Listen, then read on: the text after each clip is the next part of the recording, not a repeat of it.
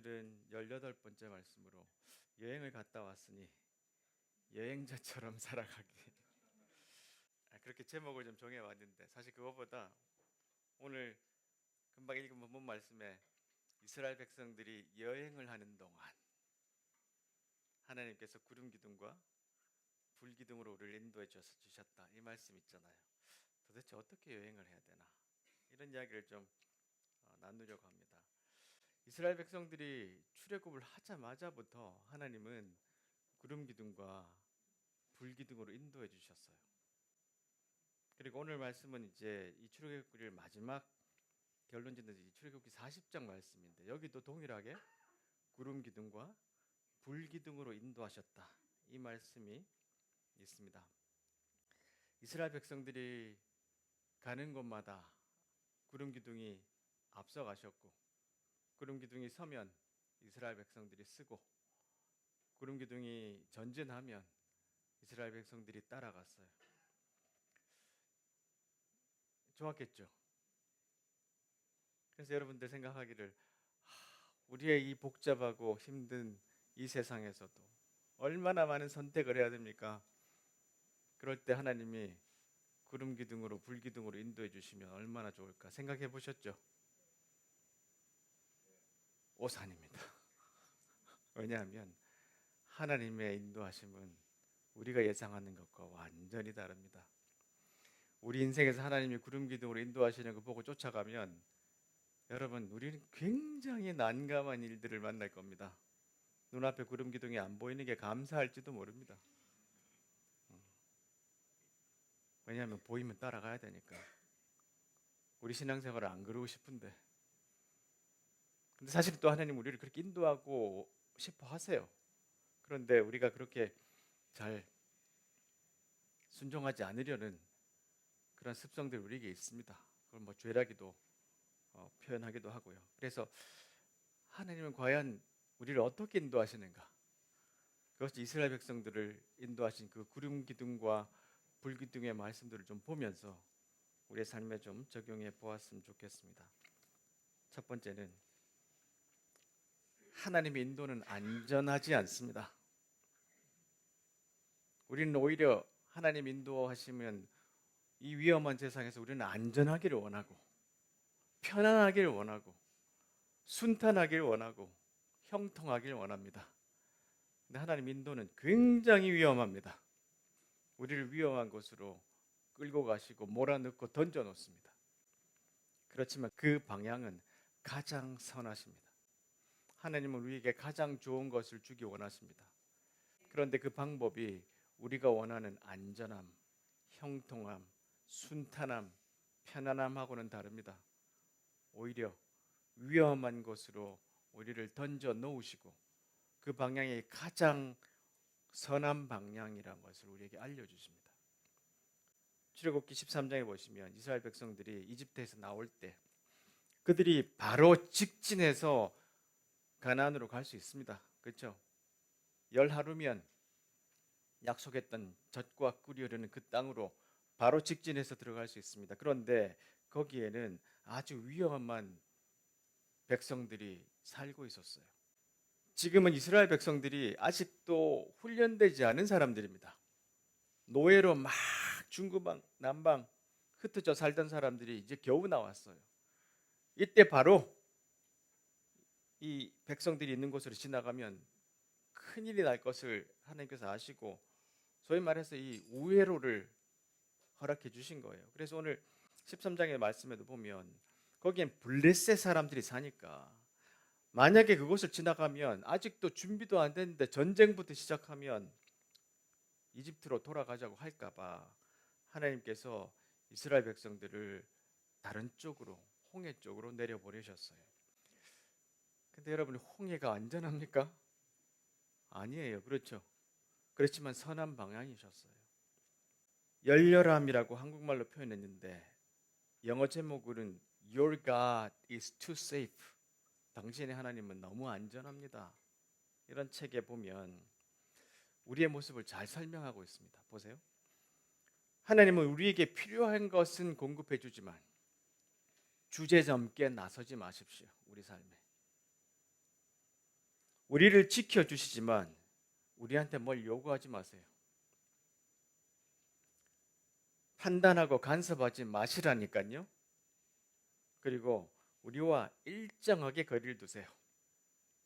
나를 다그치지 마세요. 우리는 그런 하나님이 원해요. 내가 가는 방향에 응원해주고 지원해주고 모자라면 채워주고 그걸 복이라 생각하고 그런 하나님을 원하는데 우리 하나님은 그렇지 않습니다. 위험하시고 낯설고 거칠고 때로는 우리의 심령을 전혀 고려하지 않으시면서 가시는데 그것이 가장 선한 방향이라는 것을 우리가 믿음으로 인정을 해야 합니다. 자, 보세요. 시간 안에서 사는 법 제가 자주 인용합니다. 제임스 K. 스미스가 궁극적으로 자신을 하나님께 맡겨드린다는 것은 우리를 이 안으로 던져 놓으신 분, 우리를 출애굽시키신 분이 하나님이시라는 것을 믿는 것입니다. 우리를 믿음으로 인도하셨던 것, 우리를 이 신앙의 세계로 인도하신 분이 하나님이시라는 것을 믿는 거예요. 지금 우리 삶이 그냥 막연하게 우연의 산물이 아니라 하나님이 우리를 출애굽시키고 그 삶으로 던져 놓으셨다는 것을 믿는 것, 그것이 하나님 앞에 우리의 삶을 맡겨드린다는 뜻이라는 겁니다. 우리는 역사에 대해서 하나님이 일어나는 사건 위에서 이렇게 시간 위에 흐름 위로 끌어올린다. 이 뜻은 뭐냐면 살아가는 삶이 그냥 일어나는 사건과 상관없이 하나님 우리를 구원해서 우리를 아주 안전하게 이끄신다. 그렇게 믿고 싶지만 실제는 그렇지 않아요. 오히려 때가 참에 하나님이 우리의 인생길의 모든 것을 포용하시고 그리스도께서 속량하신 이 생을 살아갈 때에만 우리 것이 될 수 있는 미래로 우리를 인도하십니다. 그러니까 이것 조금 설명드리면 지금은 우리가 막 이 사건에서 이 상황에서 하나님 나를 구원해서 올리셔서 완전히 해결되는 것 이런 걸 기대하지만 때가 차야 됩니다. 그 때가 오면 우리가 살아갔던 모든 인생길을 하나님께서 포용하시고 또한 예수님께서 우리를 구원하셨던 그 모든 삶을 이해하고 그 삶을 따라가는 것이 믿음의 삶이구나라는 것을 이해할 때 우리는 그 길로 인도가 된다는 겁니다. 그래서 하나님의 인도하심은 우리가 생각하는 것과 우리가 기대하는 것처럼 안전하고 쉽고 편안하고 형통하고 그렇지 않다는 거예요. 오히려 위험한 곳으로 우리를 데려가시고 그곳에서 우리가 어떻게 살아가는지를 살펴봐 주시고 그 믿음으로 우리가 하나님께 앞에 순종하며 살아가는지를 계속해서 시험하시는 결과로 우리를 완성해 가십니다. 내가 이 상황에서 딱 구원받고 해결되면 좋겠지만 그래서는 우리의 인생은 사라지지 않습니다. 그래서 하나님께서 우리를 인도하시는 그 구름 기둥과 불 기둥은 쉽고 편안한 것을 인도하는 것이 아니라 오히려 위험하고 거칠고 힘든 곳으로 인도갈 때가 많습니다. 그러나 그 방향은 선하시다는 것. 두 번째로 이 하나님의 구름 기둥이 떠오르는 상황을 보면 우리가 통제할 수 없습니다. 우리가 통제할 수 없는 타이밍에 하나님의 구름 기둥이 갔다가 섰다가 합니다. 오늘 민수기에 보시면 이 성막은 보세요. 이틀을 머물기도 하고 보세요. 이틀을 머물려면 텐트 치고 밥에 먹으려고 준비해 놨는데 가자. 그리고 어떨 때는 한 달, 어떨 때 보세요. 지겨워. 언제 저 가나안 땅에 들어가 할 정도로 1년씩 머뭅니다. 내가 통제할 수 없는 그런 상황, 이때 미칩니다. 그렇죠? 우리의 삶이 내가 통제할 수 없는 상황에 오면 우리는 정말로 마음이 힘들어져요. 우리 인간의 본성이 그렇습니다. 그러나 그것이 가장 완전한 시간이라는 것을 인정하고 이해해야 합니다. 그래서 여호와의 백성들이 계속해서 구름 기둥이 떠오르면 갔다가 그것이 이틀이 되든지 한 달이 되든지 1년이 되든지 간에 그렇게 움직이는데 우리의 삶도 좀 그러기를 하나님께서 기대하시지만 이 현대 삶이 그렇게 우리를 놔두지 않습니다. 시간의 향기라는 책에서 한병철 씨가 이런 이야기를 합니다. 자, 모든 과정을 단축시킬 수 있는 인간의 막대한 능력이 시간을 더할 나위 없이 가볍게 만든다. 여러분 요새 버스를 여러분 기다릴 때 왜 버스 안 오나 이러십니까? 어떻게 하죠? 딱 찍어보면 버스 몇 분 안에 온다. 아니면 한국 정말 잘 돼 있잖아요. 전광판에 보면 몇 분 안에 도착한다. 그리고 심지어 몇 석이 있다. 알려주죠. 옛날 여러분 이런 시스템이 없을 때 막 지각할 때 여러분 어떻게 하세요? 버스 안 오고 택시 안 잡힐 때 여러분 어떻게 하셨어요? 네? 뛰어가. 그 답은 아니에요. 여러분 기도하시지 않으셨어요? 하나님 버스 좀 빨리 보내주세요. 아닌가요? 이거 왜 이렇게 택시 안 잡혀? 지금은 어떻습니까? 택시가 집 앞에 와서 딱 기다리죠. 택시 기사분들이 그런 이야기 하시더라고요. 옛날에는 고맙다고 그랬대요. 택시 탈 때 감사합니다. 그래서 지금은요 기사 부리듯 한답니다. 문 앞에 탁 오니까 달라졌어요. 시간을 통제할 수 있는 능력이 우리에게 생겼습니다. 그래서 우리는 기도 안 해요. 이 남은 시간을 막 자기를 위해서 최대한 쓰고 싶은데 또 인간이 그렇습니까? 이 시간을 또 낭비하죠. 이러니까 시간이 막 값싸게 흘러가요. 시간이 그냥 저기 막 흩어져 버려요. 그러니까 하나님의 시간은 우리에게 중요한데 그 시간을 붙잡아내는 능력이 우리에게서 상실됐습니다.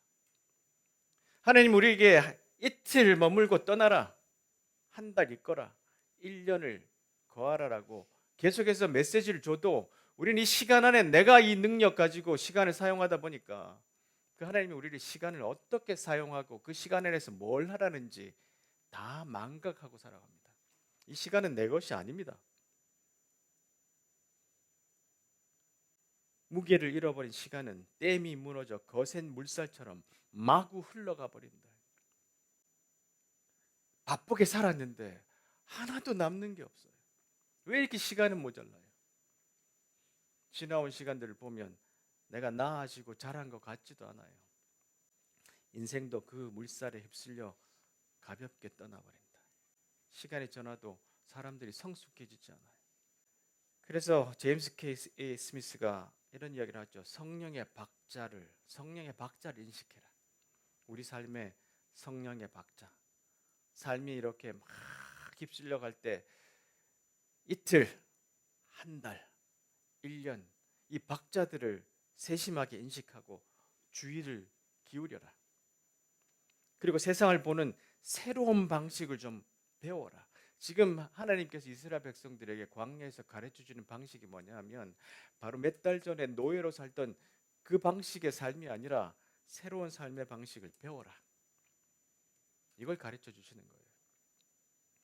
근데 그런 분별이 어디서 나오냐 하면 성찰과 반추와 묵상에서 나온다는 겁니다.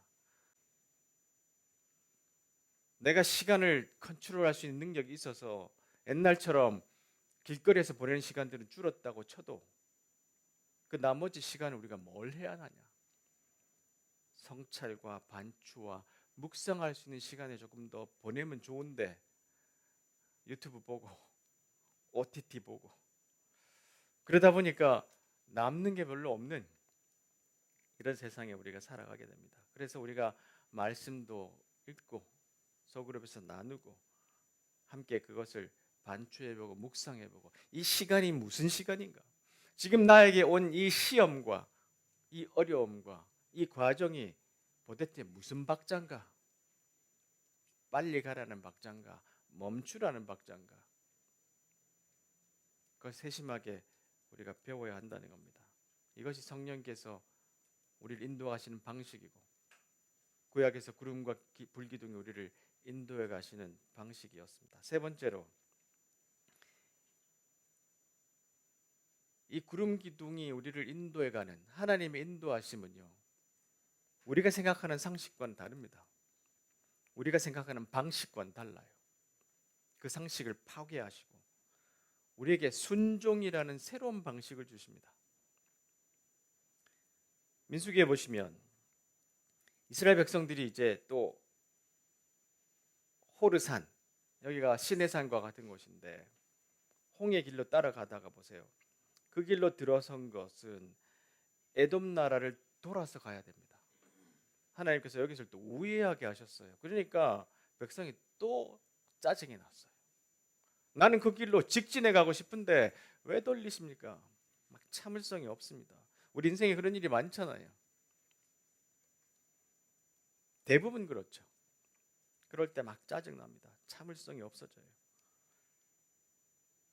그들은 하나님과 모세를 원망하며 이렇게 말했습니다. 왜 우리를 이집트에서 데리고 나와서 이 광야에서 죽게 하는 거요? 혹시 이 음성 좀 익숙하십니까? 제가 저희 아내한테도 왜 이렇게 왜 가자고 그래가지고 여러분들 중에도 그런 성격 가지신 분들 계실 거예요. 왜 그래가지고 또 그랬냐고. 알고 보면 지가 그래놓고 다른 사람에게 하나님이 제일 좋은 거 주려고 그러는데 자꾸 원망합니다. 왜 그래가지고 왜 날 이집트에서 내려나와서 왜 그래가지고 이게 잘 안 버려지는 습성이에요. 그러니까 또 그럽니다. 왜 우리를 이집트에 데리고 나왔어? 가장 선한 방향으로 가장 온전한 방식으로 인도하시는데 왜 우리를 데려 나왔어요? 또 이럽니다. 그러니까 이 광야 보세요. 광야에서 죽게 하는 거요. 여기에는 빵도 없고 물도 없어. 이 형편없는 음식은 이제 지긋지긋하고 감사가 하나도 없지. 그런데 여호와께서 백성에게 독사를 보내셨어요. 독사가 사람들을 막 물고 다닙니다. 많은 사람이 죽었대요. 그래서 모세에게 와서 우리가 원망해가지고 이런 죄를 지으니까 이런 결과가 나왔습니다. 인생을 살다 보면 독사가 와서 물지 않더라도 이런 습성으로 이런 행동으로 이런 성격으로 살아가면 반드시 어떤 독사가 와서 우리를 뭅니다. 결과가 와요, 똑같이. 그럴 때 내가 그래서 이런 일이 생겼구나. 이걸 좀 낫게 해주십시오라고 이제 모세에게 요청을 하는데 여호와께서 보세요. 아주 특이한 방법을 알려주십니다. 뭐 저기 가면 무슨 물이 있어서 거기에 씻어라. 아니면 뭐 거기 가면 무슨 약초가 있는데 그걸 갈고 어디서 묻혀라. 이런 이야기 아니고 보세요. 구리뱀을 만들어서 들고 그걸 쳐다만 봐라. 그것을 쳐다본 사람들은 다 살았는데요. 꼭 안 쳐다보는 사람들이 있습니다. 말씀에 순종 안 하는 사람들이 있어요. 그러면 자기 방법대로 해봤겠죠. 근데 일이 잘 안 됐어요. 하나님 왜 이렇게 하시는가? 왜 이런 과정을 우리가 상식으로 이해 안 되는 방식으로 우리를 인도해 가시는가? 여호와께서 그들을 가나안 앞에 딱 이제 다 데려와서 정탐꾼들을 보내잖아요. 근데 정탐꾼들이 와서 와, 그 땅 너무 좋습니다. 역시 여호와께서 말씀하신 약속의 땅이에요. 근데 한 가지 문제가 있습니다. 거기 사는 사람들이 엄청 강합니다. 그 땅이 우리를 삼키고 말 겁니다. 그들은 네피림 백성, 거인들입니다. 아낙 자손은 네피림 백성의 자손일 것입니다. 우리는 스스로 보기에 메뚜기 같습니다. 그들이 볼 때도 우리가 메뚜기 같아 보였을 거예요. 하나님께서 그들에게 인도하여 가셔서 제가 그랬죠. 하나님의 인도하심은 위험한 곳이라고. 근데 그 앞에 딱 섰는데 자신감을 잃었어요. 어떻게 하나님을 보지 않고 자신을 쳐다보니까 메뚜기 같은 거예요. 못 들어가겠다는 거죠. 자, 이 실패 때문에 40년을 도는데 이것에 대해서 잘 설명해 놓으신 분이 있습니다. 카먼 조의 아임스라는 분이 이런 이야기를 합니다. 실수하지 마라. 요새화된 도시를 지닌 강대국의 문제가 아니다. 이거는 그 네피림 같은 거인들의 문제가 아니라 문제는 여호와께서 약속하신 것을 믿지 않는 이스라엘 백성들 자신이다. 우리의 믿음이 없음이지 그들이 강해서가 아니라는 거예요. 문제가 너무 큰 것이 아니라 내 믿음이 너무 작다는 겁니다. 믿지 않음으로써 그들은 스스로 최악의 적이 됐다. 이 강대국들 거인들이 적이 아니라 믿음이 없으니까 스스로 내가 나의 적이 됐다는 거예요. 그래서 짜증나고 불평하고 조급해합니다. 야훼는 그들을 용서하셨지만 그들은 여전히 불신앙의 대가를 치러야 했다. 40년을 한 세대가 다 죽도록 광야에서 살았어야 돼요. 하나님이 약속하신 땅에 들어가지 못하고 광야에서 여생을 마친 것이다. 야훼의 이름을 지닌 사람들에게 가장 큰 이름은 외국 군대가 아니라 자신의 불신앙이 초래한 결과다. 예수님을 믿는 사람들에게 가장 큰 시험이나 위험이 뭐라고요? 바깥에 있는 환경이 아니라 예수님을 의지하지 않고 신뢰하지 않는 내 불신앙이라는 겁니다. 그것이 우리를 뺑뺑이 돌려요. 그러니까 지금부터 우리가 어떤 사건을 볼 때 그것이 너무 큰 것이 아니라 내 믿음이 작은 것이 아닌가를 먼저 한번 물어보셔야 됩니다. 자, 왜 40년을 그렇게 하셨는지를 신명기에 정리를 해놨어요. 하나님께서 왜 그러셨나? 자, 여러분의 하나님께서 지난 40년 동안 왜 광야에서 여러분을 인도하셨게요? 그리고 주께서 그리하신 까닭은 우리를 겸손하게 만드시고 우리가 시간의 주인처럼 상황의 주인처럼 만드는 것이 아니라 우리를 겸손하게 만드시고 우리의 마음속에 무슨 생각이 있는가? 하나님의 명령을 잘 지키고 있는가를 테스트해 보기 위한 결과입니다. 다른 말로 하면 단련시키기 위해서 40년을 그렇게 돌게 됐다는 거예요.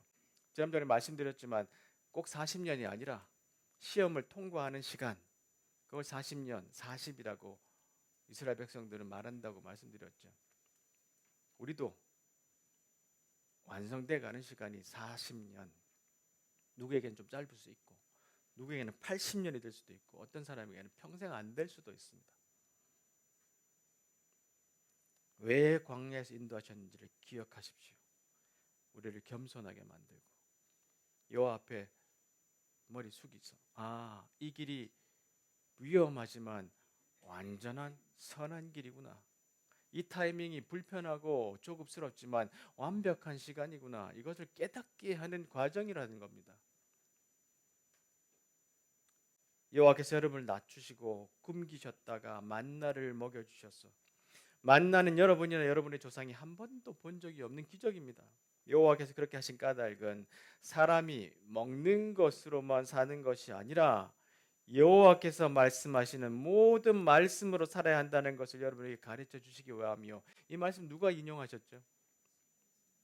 예수님이 광야에서 40일 시험 당하실 때 바로 이 말씀 인용하셨어요. 사람은 먹는 것으로만 사는 것이 아니라 하나님이 주신 말씀으로 사는 거다. 지난 40년 동안 여러분의 옷은 헤어지지 않았고 여러분의 발도 부르트지 않았어. 부모가 자기 자녀를 단련시키는 것 같이 여호와께서도 여러분을 단련시켜 주신다는 것을 마음속에 새겨두시오. 지금 우리 이 과정이 하나님께서 우리를 단련시켜 주시는 과정이라는 것. 위험한 것을 인도하셨던 것 같지만 문제가 오랫동안 해결된 거 아닌 것 같지만 이것이 가장 선한 방향이고 가장 완벽한 타이밍이라는 것. 우리 하나님 우리에게 가장 좋은 걸 주시길 원하시는 선하신 하나님인 것을 믿는 이 믿음을 주시기 위해서 우리를 인도하신다는 것. 이걸 배우게 하시는 겁니다. 그래서 마르다 부턴께서 하신 그 쓴 책에 보면 고귀한 시간 낭비 예배 이 책에 주일 아침 예배를 드릴 때 가능한 하나님을 더 깊이 만나고 체험해야 한다. 그래야만 사회적 나태와 몽유병에서 깨어나 정신을 차리고 하나님의 광휘를 바라보며 경배와 섬김과 희생으로 반응할 수 있기 때문이다. 그래 우리가 이 세상이 주었던 그 폭풍 같은 잘못된 여러 가지 시험과 어려움에서 깨어나서 표현을 잘했습니다. 그렇죠? 몽유병에서 깨어나서 정신 차리고 하나님 왜 그러시는가? 그걸 깨닫고 알 수 있게 된다는 것입니다. 말씀을 정리하겠습니다. 베드로전서에 보시면 우리를 이렇게 말합니다. 우리 모두는 나그네다, 여행자다. 아까 첫 번째 우리 읽었던 것처럼 이스라엘 백성들이 40년 동안 광야에서 여행했다고 했습니다. 우리는 다 여행자입니다. 근데 마치 여행자가 아니라 영원히 이곳에서 살 것처럼 더 많이 모으고 더 가지려고 그러고 더 누리려고 합니다. 여행자들은 짐을 가볍게 하고 일어난 사건에 따라 움직이게 만듭니다. 그렇죠? 우리 하나님은 좋은 가이드는 아닙니다. 좋은 가이드는 시간 정확하게 만들어 가지고 가장 좋은 장소에 보내 가지고 여기 저기 보고 몇 시에 식사 뭡니다. 이렇게 만들어 주는 가이드가 있잖아요. 저희 아내는 그런 가이드가 아닙니다. 항상 어렵고 또 걸어가야 돼. 거기 어디야? 뭐 이런 식으로 우리 하나님은 항상 그렇게 우리 인도해 갑니다. 근데 우리 인생도 마찬가지예요. 우리 스스로의 정체성을 여행자, 나그네로 생각해야 합니다. 그래서 짐을 가볍게 해야 돼요. 자꾸 무거운 짐을 쌓으려 그러지 말고. 자, 무라카미 하루키가 쓴 책인데 재밌는 책입니다. 비 내리는 그리스에서 불볕 천지 튀르키예까지. 이 사람 이런 이야기 합니다. 여행을 하다 보면 모든 일이 예정대로 순조롭게 풀리지 않는다. 왜냐하면 우리는 이국 땅에 있기 때문이다. 그렇게 모든 일이 우리가 마음먹은 대로 전개되지 않는다. 거꾸로 말하면 모든 일이 원하는 대로 풀리지 않는 것이 바로 여행이다. 예상대로 풀리지 않기 때문에 우리는 여러 가지 재밌는 것, 이상한 것, 기막힌 일과 조우할 수 있다. 저희들도 이번에 갔다가 막 별 이상한 일들이 많았어요. 왜냐하면 이국 땅이잖아요. 그런데 신앙인들 우리를 뭐라고 주님이 말씀하셨죠? 우리가 이 땅에서 나그네라 그랬습니다. 이 땅이 우리에게는 이국 땅이에요. 이 땅이 너무 편안하면 우리가 믿음대로 살지 않는다는 증거일 수도 있습니다. 짐을 가볍게 하고 위험한 곳으로 이끌어 가신 하나님, 그 선한 방향이라는 것을 기억하고 타이밍이 나에게 안 맞아도 통제하려 하지 말고 그 리듬이 어떤 리듬인지 어떤 박자인지 반추하고 성찰하고 묵상해서 알아낼 수 있어야 됩니다. 우리 인생은 쉽게 풀리지 않습니다.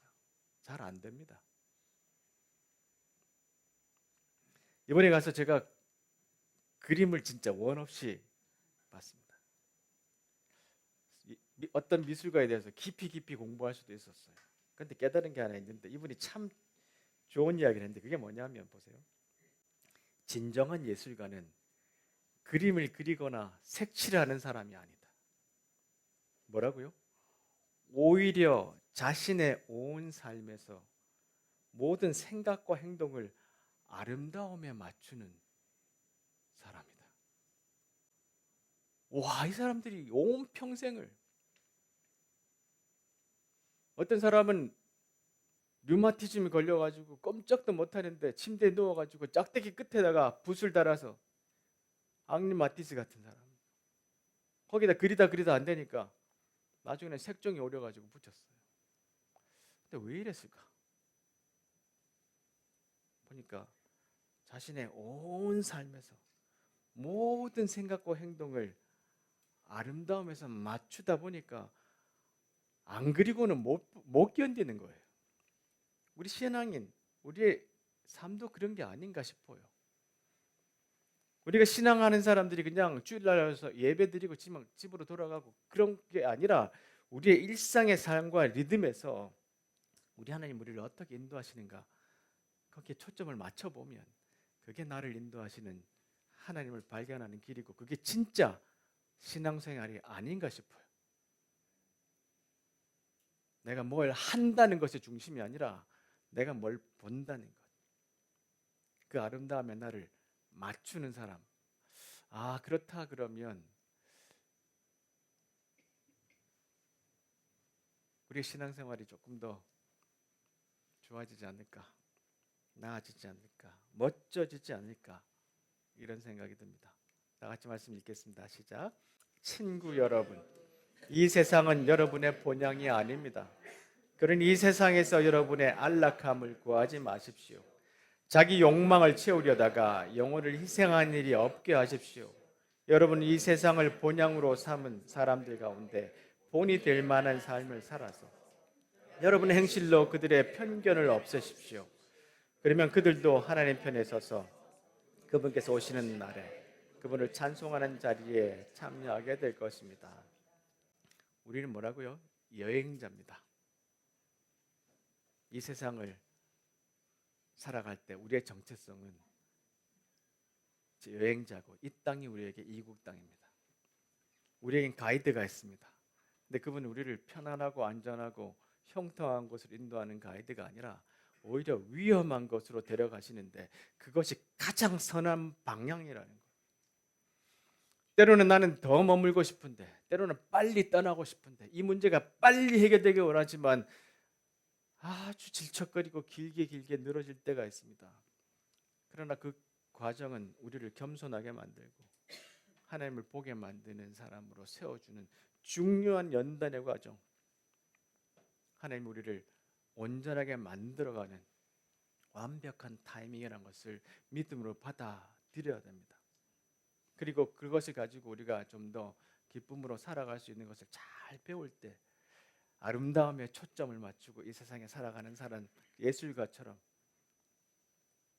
우리 삶이 조금 더 예수님 닮아가는 것에 초점을 맞추고 살아간다면 그것이 예배가 될 것이고, 우리가 본향에 이르는 그 길에 조금 더 도움이 되는 그런 방향 설정이 되지 않을까 싶습니다. 기도하겠습니다.